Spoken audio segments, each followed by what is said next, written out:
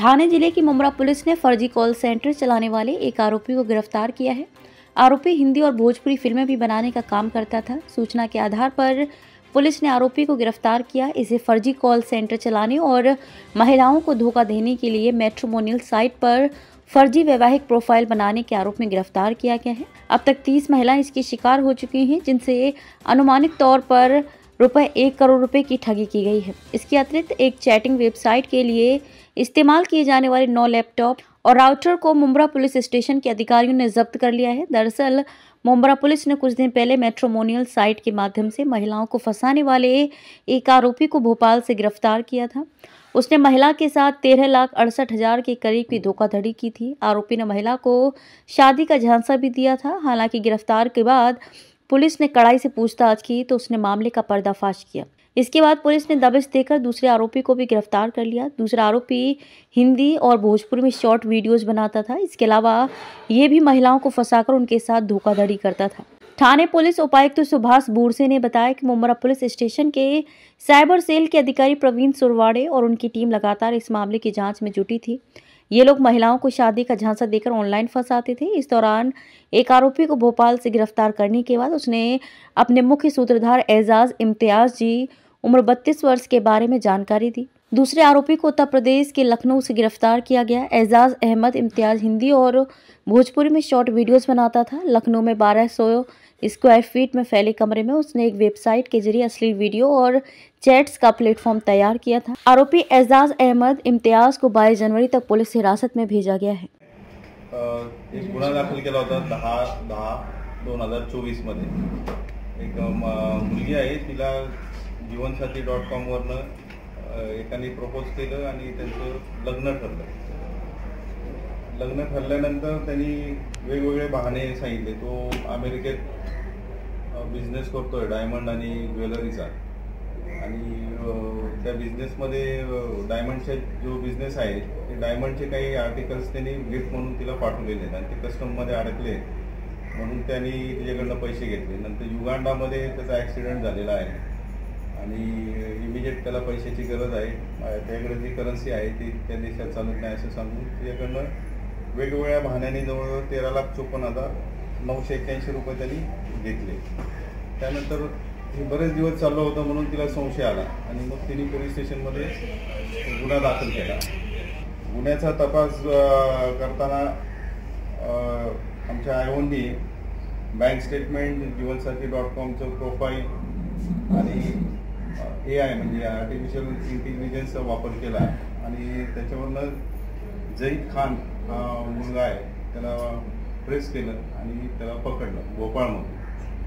जहीद खान जो आहे त्याकडे इंट्रोगेशन केल्यानंतर दुसरा जो मुख्य आरोपी आहे एजाज अहमद, त्याचं नाव फाद आहे, उर्फ फाद, हा आरोपी मिळून आला आणि या आरोपींनी बनावट कॉल सेंटर चालू होतं त्याचं आणि जॉयझा म्हणून एक वेबसाईट तो चालवतो, त्याच्यावरून ते चॅटिंगची फॅसिलिटी देतात। तर असे तो वेगवेगळे बनावट प्रोफाईल बनवतो आणि मुलींना फसवून त्यांच्याकडनं पैसे काढतो। आता हे जे प्रोफाईल आहे जहीद खान हा एकदम स्मार्ट मुलगा आहे। त्याचं स्टुडिओ आहे, हेअर स्टुडिओ आहे, तिथे हेअर कटिंग स्टुडिओ, त्याचे एकट्याचे 7-8 जवळजवळ प्रोफाईल त्यांनी वेगवेगळे बनवलेले आहेत आणि मुलींना आमिष दाखवून ते हे करतात। तर या तपासामध्ये पोलिसांकडे काहीच माहिती नव्हती, म्हणजे जीवन.comचं प्रोफाईल आणि बँक अकाउंट याच्यावरनं गुगलवरनं त्यांनी त्याच्या फेस रेकग्नाइज केला, मुलीला दाखवला आणि तो तिच्या व्हिडिओमध्ये जे फोटो होते त्यात व्हेरीफाय केल्यानंतर पहिल्यांदा आम्ही जहीदला ताब्यात घेतलं। त्याच्यानंतर आमची टीम त्याच्या माहितीनुसार लखनऊमध्ये गेली आणि तिथून हा दुसरा आरोपी ताब्यात घेतलेला आहे। त्याच्या कॉल सेंटरमध्ये रेडचं काम चालू असताना आरोपी आला, तर थार गाडीमध्ये तो आला होता, पण त्याच्या लक्षात आलं काही गडबड आहे म्हणून मग तो थार गाडी घेऊन पळून चालला होता। लोकांनी आमच्या जवळ 5-6 किलोमीटर पाठलाग करून दुसरा आरोपी ताब्यात घेतलेला आहे। या गुन्ह्यात जे रक्कम गेलेली आहे ती सर्व रिकव्हर केलेली आहे आणि अशा प्रकारे अजून काही इतर फसवणूक झाली आहे का याचा पोलीस तपास करत आहे। कुठल्या राज्यातून याला अटक केलेली आहे? दुसरा आरोपी मुख्य आरोपीला लखनौमधून अटक केलेली आहे, UP मध्ये। सर येते 2च्या ऐवजी अजून कोणी आहेत का? आता हे तपासात आता सध्या तर हे दोघं दिसत आहेत आणि तपासामध्ये निष्पन्न होईल सुरू केलेलं आहे आणि वेगवेगळ्या माध्यमातून म्हणजे सिनियर सिटीजन असतील, स्टुडंट असतील, कॉलेजचे स्टुडंट आहेत किंवा वेगवेगळ्या सोसायट्या आहेत, तिथं आम्ही पोलीस जाऊन मुलांना किंवा सिनियर सिटीजनना अवेअर करत आहोत की सायबर क्राईम जे होत आहे त्याचे तुम्ही बळी पडू नका. हा एक त्यातला प्रकार आहे. असे विविध प्रकारचे जे आहेत इन्व्हेस्टमेंटचे फ्रॉड आहेत किंवा जे लग्नाचे आमिष दाखवल्याचे फ्रॉड आहेत याबाबत आम्ही अवेअर करत आहोत.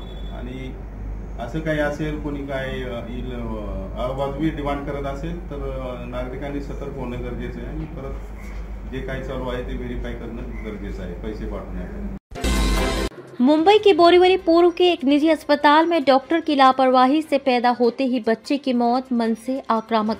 जब मरीज एक निजी अस्पताल में इलाज के लिए गया तो डॉक्टर ने मरीज को बोरीवली के एक निजी अस्पताल में भर्ती होने के लिए कहा, जिसमें डॉक्टर ने डॉक्टर की बात सुनी और उसे बोरीवली के नज़दीकी अस्पताल में भर्ती कर दिया, जिसके बाद से डॉक्टर गायब था। लेकिन मरीज के परिजनों का आरोप है कि उस अस्पताल में कोई डॉक्टर उपलब्ध नहीं था। इस दौरान महिला की सर्जरी की गई, जिसमें डॉक्टर ने कहा कि बच्चा पेट के अंदर ही मर गया है। परिजनों का आरोप है कि डॉक्टर की लापरवाही से बच्चे की मौत हुई है। दोपहर के बाद से डॉक्टर ने कोई प्रतिक्रिया नहीं दी और ना ही अस्पताल आए। पहले दिन से लेकर 9वें महीने तक डॉक्टर ने कहा कि सब कुछ सामान्य है, लेकिन ऐन वक्त पर डॉक्टर पर लापरवाही बरतने का आरोप लग रहा है। मनसे कार्यकर्ताओं ने अब निजी अस्पताल को आक्रामक रुख अपनाने की चेतावनी दी है और अस्पताल को चेतावनी दी गई कि उसे मुआवजा दिया जाए, अन्यथा वह मनसे शैली दिखाएगा।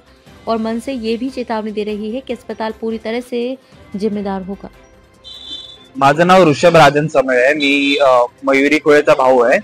आम्ही जसं लेबर पेन चालू झालं माझ्या बहिणीला तर मग आम्ही 1:30 वाजता आणलं हॉस्पिटलमध्ये आणि डॉक्टरने सांगितलं मी येते करून, पण 6 वाजले तरी डॉक्टर काय आली नाही. आणि जेव्हा तिला एकदम पेन जास्त व्हायला लागला तेव्हा डॉक्टर आली आणि लगेच तिने सांगितलं की सिझेरियन करावं लागेल कारण बाळाचे ठोके मिळत नाहीये. त्यामुळे आम्ही परवानगी पण दिली की ठीक आहे जे पण आहे बाळाला आणि बाळाच्या आईला वाचवा. तर त्यानंतर अर्ध्या तासानंतर बाहेर आले आणि सांगितलं 15-अर्ध्या तासाच्या नंतर आले बाहेर आणि सांगितलं की बाळाची कंडिशन क्रिटिकल आहे त्यामुळे बाळाला दुसरीकडे शिफ्ट करावं लागेल. आम्ही म्हटलं ठीक आहे. त्यानंतर परत ते आतमध्ये गेले. थोड्या वेळानंतर बाहेर आले, सांगितलं की आई सुखरूप आहे. बाळाचं आम्ही विचारलंय तर बाळाच्या बद्दल सांगितलं की व्हेंटिलेटर वरती आहे बाळ, तर वाचण्याची शक्यता कमी आहे कारण की बाळाने शी खाल्लेली आहे आणि त्यामुळे त्यांच्या पूर्ण छातीत शी पसरलेली आहे आणि त्यामुळे बाळ वाचण्याची शक्यता कमी आहे. तर आम्ही तुम्हाला स्ट्रेट फॉरवर्ड सांगतोय.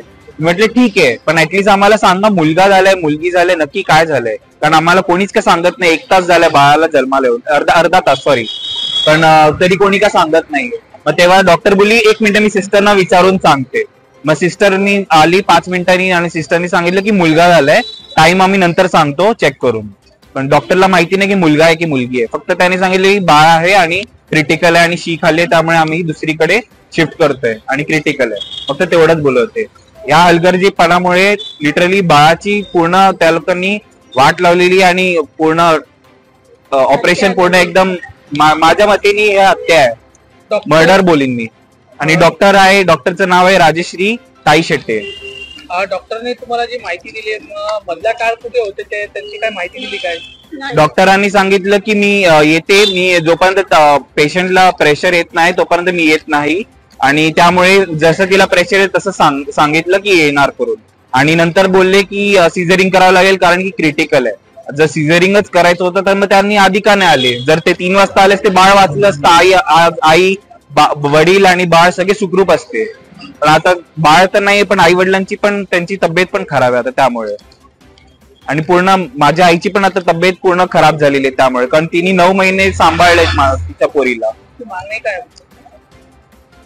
काय आमची मागणी हेच आहे की आम्हाला कंपन्सेशन द्यावं. आमची मागणी हेच आहे की डॉक्टर वरती कारवाई करावी आणि आम्हाला कंपन्सेशन द्यावं. आणि जे पण बिल आहे ते आम्ही आता पुढे भरणार नाही कारण की त्यांनी आता पेशंटकडे लक्ष पण नीट देत नाही, ना खायला प्यायला नीट देत. आम्ही जेव्हा बोलू की पेशंटला खायला प्यायला द्या, सलाईन लावा, तेव्हा येऊन लावतायत. डॉक्टरवर कारवाईची मागणी तुम्ही अशा करतायत का? हो, डॉक्टरवरती कारवाई झालीच पाहिजे कारण हे दुसऱ्यांसोबत कधी घडलं नाही पाहिजे. मी हेमंत डोडिया, मनसे उपविभाग सचिव. आता आमच्याकडे एक विषय आला होता एपेक्स हॉस्पिटलचा, बोरिवलीमध्ये जो आहे तो. त्याच्यामध्ये जे राजश्री डॉक्टर आहे त्यांनी त्याचे एक पेशंट होता जे लेबर पेन मध्ये त्याला 6 तास त्यांनी असंच सोडला आणि त्याच्यामुळे बाळचा डेथ झालेली आहे. मी याला डेथ नाही सांगणार, मी याला मर्डर सांगणार. काय आहे की एक तो हॉस्पिटलमध्ये त्यांच्याकडे सपोर्टिंग डॉक्टर नाही आहे, स्टाफ बरोबर नाही आहे आणि कोणी काही विचारला तर कोणी प्रॉपरली उत्तर देत नाही. आता डॉक्टरचं म्हणणं असं आहे की माझा मोबाईल खराब झालेला होता. आता तुम्ही मला हे सांगा, त्याला माहित आहे की माझा पेशंट एपेक्स हॉस्पिटलमध्ये ऑलरेडी ऍडमिटेड आहे, तो त्यांनी अपडेट का नाही घेतला आणि 6 तास नंतर त्यांनी इमिडिएटली सिझरिनची प्रोसेस का केली? जेव्हा ते लोकांनी आम्ही लोकांनी रिलेटिव्हला पण विचारला की काय झालेलं, नेमकं काय झालेला होता, तो रिलेटिव्हने सगळं सांगितलं आणि ह्याचे जे हॉस्पिटलचे जे डीन आहे ते सरळ सांगताय की तुम्हाला जे करायचंय करा, पोलीस स्टेशन मध्ये जर जायचंय तर तुम्ही जावा, मी माझं सेटिंग लावेल. आमची एक मागणी आहे की हा जे डॉक्टर 6 तास गायब होता त्याच्या लिखित मध्ये पाहिजे आणि हा हॉस्पिटल आणि हा डॉक्टरवर आम्हाला FRI पाहिजे.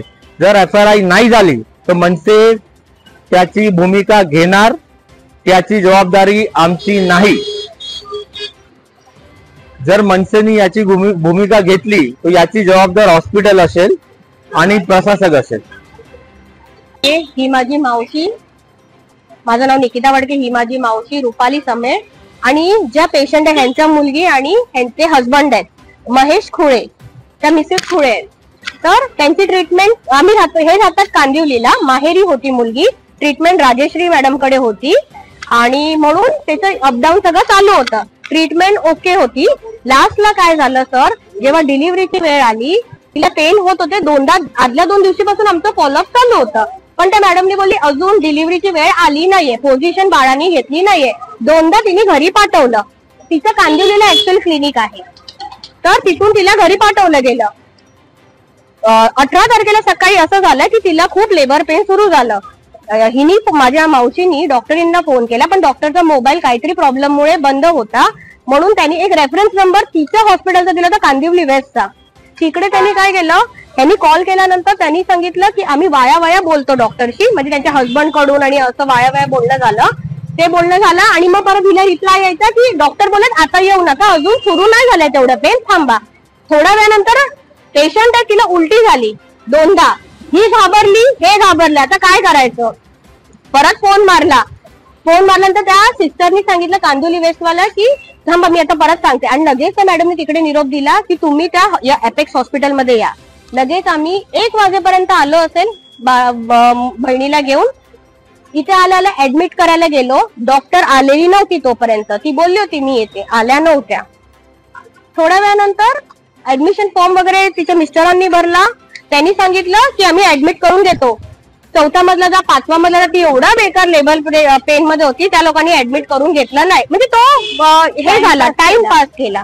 ते झाल्यानंतर मग ऍडमिट केलं तरी डॉक्टर आल्या नव्हत्या. परत 2-1 वाजता समजा ऍडमिट केलं असेल पण त्या डॉक्टर आल्या नव्हत्या. त्याच्यानंतर तिला सलाईन लावली. सलाईन 5 ते 10 जास्तीत जास्त 15 मिनिटासाठी होती. मी तर खूप सांगते 15 मिनिटासाठी होती. 15 मिनिटांनंतर लगेच काढली आणि प्रत्येक वेळेला हे हार्टबीट बाळाचे चेक करत होते, नॉर्मल होते. पण हिचा हाच प्रश्न, आमची डॉक्टर कुठे? अनोळखी हॉस्पिटल आमच्यासाठी, आमची डॉक्टर कुठे? डॉक्टरचा काही रिप्लाय नव्हता. स्टाफवाले पण कॉपरेट करत नव्हते, येतील आणि ती बिचारी रडत होती मुलगी. तिला काही केलं नव्हतं. सलाईन पण काढून ठेवली होती. ही घाबरली होती. 4-5 नंतर 4:30-5 नंतर असं स्टाफ मधून करण्यात आलं की ठोके कमी होत चाललेत, मायनस मध्ये चालले. तिने पण बघितलं, ही तिकडे होती बाजूला. मी 4:30ला लगेच मॅडमला परत फोन केला. मॅडम येतात असं बोलल्या पण आल्या नाही. मॅडमनी सांगितलं मला मी ऑन द वे आहे. तिला 4:30 वाजता पेन जे सुरू व्हायला लागले, ही तिकडे बोंबा मारते, अख्खं हॉस्पिटल जमा केलं. अरे त्या डॉक्टरला बोलवा, तिची आता. आणि हिच्या कानात येत होते की ठोके कमी होत चाललेत, बाळाच्या याला डेंजर आहे थोडं. तिला कळत होतं तरी त्या लोकांनी काय ऍक्शन नाही घेतली. नाही त्या हॉस्पिटलनी या स्टाफवाल्यांनी डॉक्टरला कळवलं, राजेश्री मॅडमना कळवलं नाही. त्या स्वतः पण आज आम्हाला बोलल्या आणि इव्हन स्टाफवाल्या पण बोलतायत. ते झाल्यानंतर डायरेक्ट 6 ह्यांनी पण ऑन द वे म्हणजे तर आता इकडे वेस्टला एक फ्लायओव्हरचा प्रश्न होता, आल्या नाही. ते डायरेक्ट आल्या 5:30-6ला आल्या त्या. आल्या आणि डायरेक्ट ओटी मध्ये घेतलं पेशंटला. थोड्या वेळानंतर बाहेर येऊन सांगितलं की क्रिटिकल आहे बाळाची तब्येत, तर तुम्हाला कन्सर्न द्यायला लागेल सी सेक्शन साठी, सिझरिंग साठी. ह्यांनी लगेच कन्सर्न दिलं न विचार करता, कारण बाळाला धोका होता. आणि ह्यांनी कन्सर्न दिल्यावर त्या 15 मिनिटात बाहेर आल्या आणि बाळाला घेऊन, आणि ह्यांना सांगितलं चला चला त्या डॉक्टर दुसऱ्या हॉस्पिटलमध्ये लायन क्लब मध्ये इथे बोरोली वेस्टला, तिकडे त्या बाळाला घेऊन गेले. काही सांगितलं नाही. आणि इव्हन हे पण नाही सांगितलं मुलगा झालाय की मुलगी. ह्यांनी विचारलं काय झालंय, तर त्या दुसरं कोणाला विचारून सांगतात की काहीतरी झालंय, म्हणजे मुलगा झालाय की मुलगी, त्यांना कन्फर्म करावं लागलं. पटकन उत्तर नाही मिळालं. हे बाळाला घेऊन त्या हॉस्पिटलमध्ये गेले. मिनिमम अच्छा जाताना ट्रॅव्हल करताना ज्या अँब्युलन्स मधून गेले तिकडे त्याला जी ऑक्सिजनचं लावलं होतं ते सारखं निघत होतं. ह्यांना तीच काळजी होती की हे बरोबर बघत नाही डॉक्टर. तरी सुद्धा हे त्या हॉस्पिटलमध्ये गेले. तिकडे गेलं, अर्धा तासात कळलं की डेथ झाले बाळाची. आणि रिझन असं दिलं की त्यांनी हे केली होती, शी केली होती आणि पूर्ण बॉडीमध्ये पसरलं होतं, तर त्याला ब्रिदिंग इश्यू झाले म्हणून ती डेथ झाली. आमचं असंच म्हणणं आहे सर, जर 1 ते 6 वाजेपर्यंत डॉक्टर मध्ये आली असती तर बाळ वाचलं असतं. आणि हे स्टाफ मध्ये पण आम्ही बोललेलं ऐकलेलं आहे. जिची डिलिव्हरी झाली ती थोडी शुद्धीत होतं, तेव्हा तिकडे बोलणं चालू होतं की लवकर झाली असती तर बरं झालं असतं, डॉक्टर आज मूल तरी वाचलं असतं आईसाठी. हे आम्ही ऐकलेलं आहे. इंस्टाग्राम पर दोस्ती कर युवती को धमकी देने वाले आरोपी को मानपाड़ा पुलिस ने हथकड़ी लगा दी। कोरोना के दौरान ऑनलाइन पढ़ाई के दौरान 9वीं कक्षा में पढ़ने वाली एक छात्रा की इंस्टाग्राम के जरिए एक युवक से दोस्ती हो गई। युवक ने मां की तबीयत खराब होने का बहाना बनाकर युवती से कुछ पैसे ले लिए। बाद में उसने इंस्टाग्राम पर अश्लील फोटो भेजकर उसे ब्लैकमेल करना शुरू कर दिया। करीब 5 साल से ये युवक नाबालिग छात्रा को ब्लैकमेल कर उससे पैसे वसूल रहा था, लेकिन आखिरकार छात्रा के परिजनों को इस मामले का एहसास हुआ और वे मानपाड़ा पुलिस स्टेशन पहुंचे। इस मामले में आखिरकार मानपाड़ा पुलिस ने संभाजी नगर से आकाश दाभाड़े नाम के युवक को गिरफ्तार कर लिया। मानपाड़ा पुलिस अब इस बात की जांच कर रही है कि आकाश ने और कितनी लड़कियों को इस तरह से ब्लैकमेल किया है। आरोपी अटक केली आहे, काय प्रकार? मानपाड़ा पोलीस ठाणे येथे दिनांक 6 डिसेंबर 2024 या दिवशी एका शालेय मुलीला ब्लॅकमेलिंग करणाऱ्याच्या विरुद्ध गुन्हा दाखल झाला होता।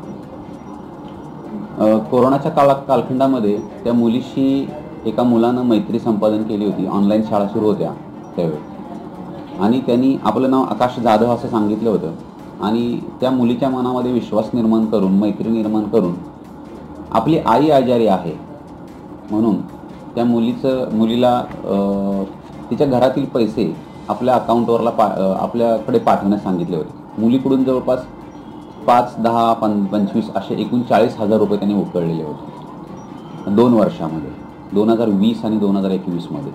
त्यानंतर 21 मध्येच त्या आरोपींनी त्या मुलीला उद्युक्त करून, लैंगिकदृष्ट्या उद्युक्त करून फोनवरून तिला कपडे काढण्यासाठी भाग पाडलं आणि तिने त्याचे अर्धनग्न फोटो पाठवल्यानंतर त्या फोटोंचा वापर करून तो तिला परत ब्लॅकमेल करू लागला। 2024 मध्ये पुन्हा तो त्रास सुरू झाल्यानंतर त्यानं 50,000 रुपयाची मागणी केली।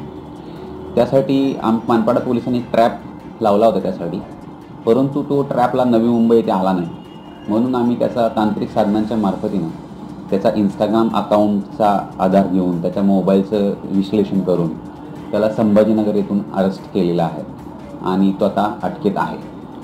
सर, हा कोण आहे? याचा प्रोफाईल काय आहे? नाही, हा एका प्रायव्हेट कंपनीमध्ये काम करतो, मात्र अशा स्वरूपाच्या वयात आलेल्या मुलींना मेसेज पाठवून ओळख निर्माण करणे आणि त्यांना सेक्शुअली एक्सप्लॉइट करण्याचा ह्याचा डाव होता। याचं खरं नाव आकाश बाळू दाभाडे असं होतं, परंतु हा वेगळ्या नावाने लवली आकाश नावाचं इंस्टाग्राम अकाउंट हा वापरायचा आणि ह्या मुलीला त्याने ब्लॅकमेल केलं। केला, आणखी काय म्हणून त्याचा तपास सुरू आहे अजून।